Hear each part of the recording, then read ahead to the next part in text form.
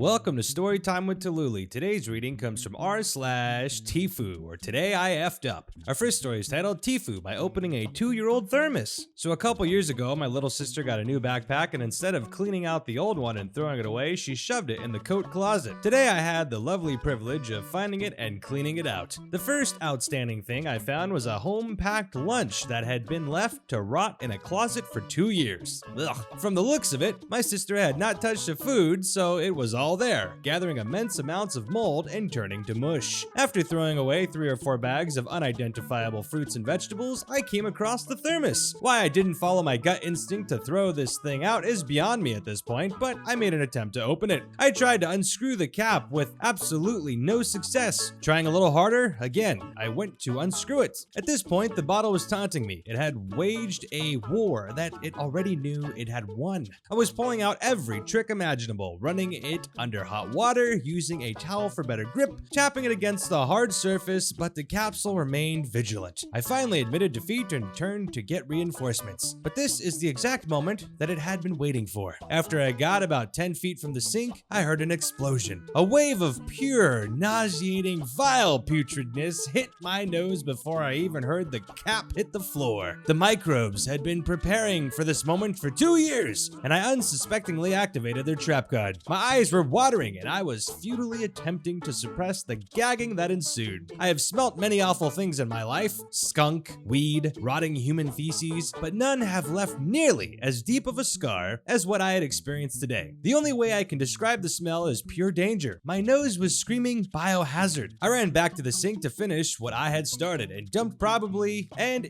inch or 2 of soap on the mac and cheese that was left rotting twice through the summer, fall, winter, and spring in a pathetic attempt to mask the smell. I dumped the vile blob down the irrigator, praying that I would live. I could feel the life force draining from me as the smell continued to permeate my nose. I retreated from the house for a couple hours, begging that the smell had left. But the faint smell of rotten dairy still lurked in the house. I don't know how long exactly it took, but it eventually dissipated, and I've been left only with the scar of my stupidity. Edit. To those questioning my use of weed as a bad smell, it smells awful to me. I get that some people might really enjoy it, but to me, you might as well hold a skunk up to my nose. Edit number 2. It's come to my attention that there is a difference between the smell of buds and the smell of smoke. For clarification, when I say weed, I am referring to the smoke. I don't think I've ever opened anything like that before where I feel like I've been scarred from the smell. I've smelled some bad stuff, but that sounds absolutely horrendous. I've never opened a thermos that was 2 years old. That sounds dangerous. Our next story is titled TIFU by not understanding write a slang phrase in English. I don't live in the US, so my native language isn't English. There's some guys from USA who I talked to while playing GTA on PS. So we were talking when suddenly one of the guy's brother came to his room and hit him. Not hard though, brothers, to make him die in the game. It was kind of funny, and we were laughing at him and he was laughing too. While everybody were laughing, I wanted to say that my brother does it to me too sometimes. So I said haha, my brother also beats me off sometimes. So apparently to beat off does not mean the same as to beat, as you might know. Everybody went silent and I didn't understand why. Then one of the guys understood what I meant and said, "Do you even know what beat off means?" And I was like, "The same as to hit." So everybody were laughing hard and he explained to me what it actually means. I was embarrassed as F and didn't talk much after it. I feel a little insecure now to talk to them as my English might not be good enough. Edit. Oh my gosh, just woke up to this. Thank you guys for the love and awards. Don't beat yourself up about it. It's okay. It's easy to misuse a term like that. Don't feel insecure. These things happen and they're there to correct you. And if it happens, it's just funny. Just laugh at it. And now you'll know not to say it that way ever again. Our next story is titled TIFU by almost causing an evacuation of the UK's largest airport. This happened a few years ago. I used to work in the kitchen in one of Heathrow's private airline lounges, where the rich and famous were everyday customers. I did basic food prep and helped the chefs wherever possible. On this particular day, I came into work feeling fine except for some minor stomach pains. One of the chefs asked me to go to the storeroom to get some oil for the fryer. When I got there, my stomach pains intensified and I could feel the gassy pressure in my bowels that could only be flatulence. The storeroom is rarely used and there was no one around, so I let rip. A large silent fart, and then it hit me. The foulest, eggiest smell I am ever likely to produce. It filled the room and took away my breath. I covered my mouth, grabbed the oil, and got out of there quick. quickly, closing the door behind me to stop the smell flowing into the kitchen. I handed the chef his oil. A few minutes later, one of the other chefs came running into the kitchen saying something about a gas leak. A group of us followed him down the corridor straight to the storeroom. Crap. The storeroom stores lots of dry goods like oils, cans, bottles, and anything that doesn't need to be refrigerated. It also houses the back end of our drinks machine, which feeds through the main lounge and lets customers pour their drinks, which uses compressed gas canisters, some of which we had about 5 that we store next to the machine. The chefs all piled into the room, noses held high, and start sniffing.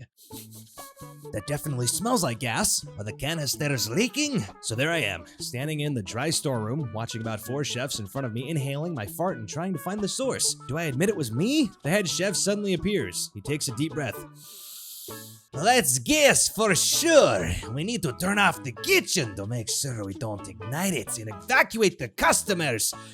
Who do we call? The fire brigade? Airport maintenance? Crap.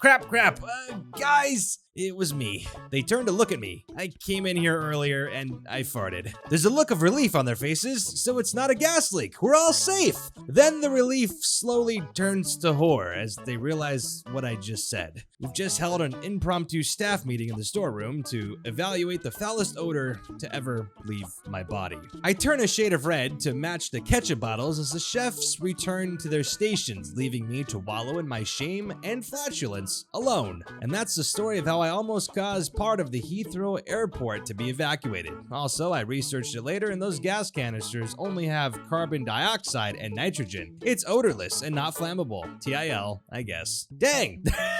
That sucks, and that is absolutely disgusting. I'm glad no one got hurt, and, well, we all have to fart sometimes, so I guess, you shouldn't feel too ashamed. These things happen.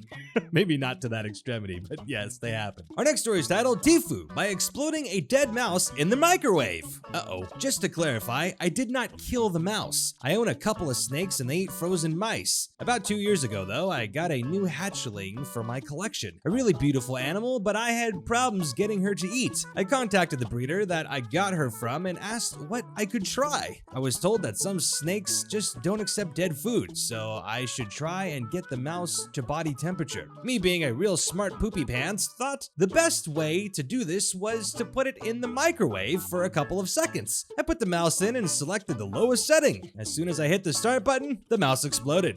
I opened the microwave only to find that the mouse was gone. All I was left with was the slime that coated the whole thing from top to bottom. I have never smelled anything like this. We now have a new microwave. I learned from my mistake and only heat mice under warm water. Update. Yes, she ate. She's currently 2.5 years old and even laid a clutch of eggs last month. Smiley face. That's something.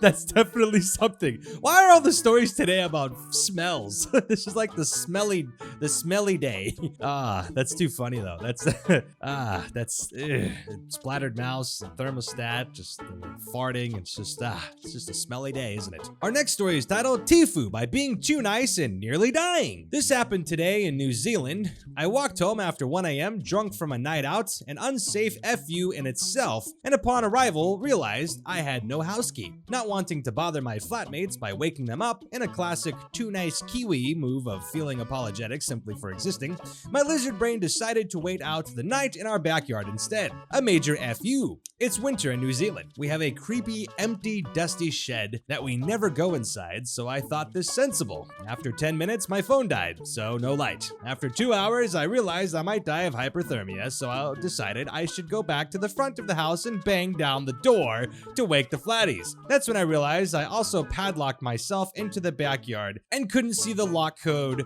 dial to free myself again. Major FU. Now, no choice but to wait it out till daylight. I Bear grizzled up and found a hose for water and a bag of soil for a pillow. After many hours of shifting from sitting in a plastic outdoor chair to sprawling up a set of tiny concrete steps to lying on a patch of wet fake grass/turf to huddling next to a brick wall for shelter to lying in the fetal position on broken wooden slats, all all while it rained and flooded, and all in and out of slight consciousness. After 7 a.m., it finally became light enough to see the padlock code, let myself out of the yard, and bang down the front door to be rescued.